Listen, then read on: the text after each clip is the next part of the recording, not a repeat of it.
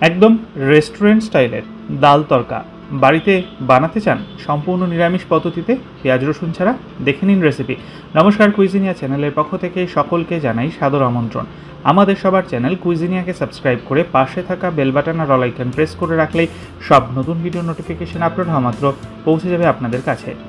আজকে আমি নিয়ে এসেছি পেঁয়াজ রসুন ছাড়া সম্পূর্ণ নিরামিষ পদ্ধতিতে বানানো একদম রেস্টুরেন্ট স্টাইলে ডাল তড়কার একটা ফাটাফাটি রেসিপি।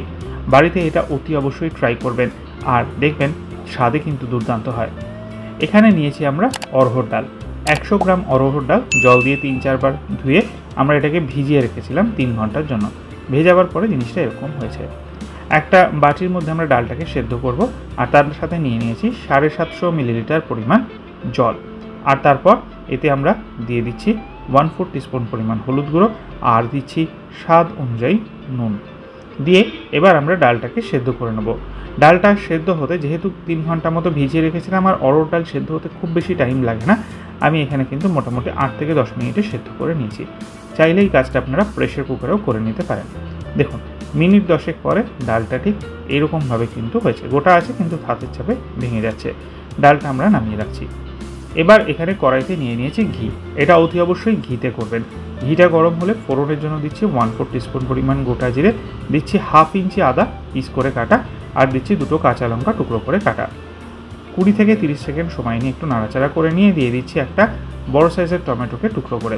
টমেটোটাকে দিয়ে আদা কাঁচা লঙ্কার সাথে ফোড়নের সাথে মিলিয়ে আবারও মিনিট খানেক নাড়াচাড়া করে নিচ্ছি। দিয়ে দিলাম সামান্য একটু নুন। খেয়াল রাখবেন মাথায়, ডালটা সেদ্ধ করার সময় নুন কিন্তু দেওয়া আছে। নুনটাকে দিয়ে নেড়ে চেড়ে মিশিয়ে দিয়ে দেওয়া 1/4 টিস্পুন পরিমাণ হলুদ গুঁড়ো, 1/4 টিস্পুন পরিমাণ লাল লঙ্কার গুঁড়ো, 1/4 টিস্পুন কাশ্মীরি লাল লঙ্কার গুঁড়ো, 1/4 টিস্পুন ধনে গুঁড়ো। এবার মশলাটাকে সুন্দর করে মিনিট 2 সময় নিয়ে কষিয়ে নেব, যাতে টমেটোটাও একটু নরম হয় আর মশলাটাও ভালো মতো কষে যায়, কাঁচা গন্ধ না থাকে। সম্পূর্ণ ডালটা এর মধ্যে আমরা ঢেলে দিলাম। এবার এই ডালটাকে আমরা কুক করব আরও মোটামুটিভাবে 4 থেকে 5 মিনিট সময় নিয়ে। মিনিট 4-5 আমাদের এখানে হয়ে গেছে। তারপর এখানে আমরা দিয়ে দিচ্ছি কিছুটা পরিমাণ ধনে পাতা। ধনে পাতা এখানে আমি ডাঁট শুদ্ধই হাত দিয়ে ছিঁড়ে ছিঁড়ে অ্যাড করে দিলাম।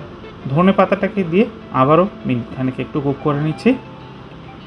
এরপর এতে দেওয়া হচ্ছে 1/2 টিস্পুন পরিমাণ কাসুরি মেথি দিয়ে একটু নাড়াচাড়া করে এটাকে আমরা নামিয়ে রাখছি। নিয়ে নিয়েছি একটা তড়কা প্যান, 1 টিস্পুন ঘি গরম করেছি, 1/4 টিস্পুন গোটা জিরে, 1/4 টিস্পুন হিং, 2 শুকনো লঙ্কা, 1/2 টিস্পুন কাশ্মীরি লাল লঙ্কার গুঁড়ো। এইটা আমরা তড়কার জন্য ইউজ করছি। খুব সুন্দর করে গরম করে নিয়েছি। যখন সুন্দর গন্ধ বেরোতে শুরু করবে তখন ওই ডালটার ওপর চামচের সাহায্যে এই তড়কাটা ওপর দিয়ে ছড়িয়ে দিন।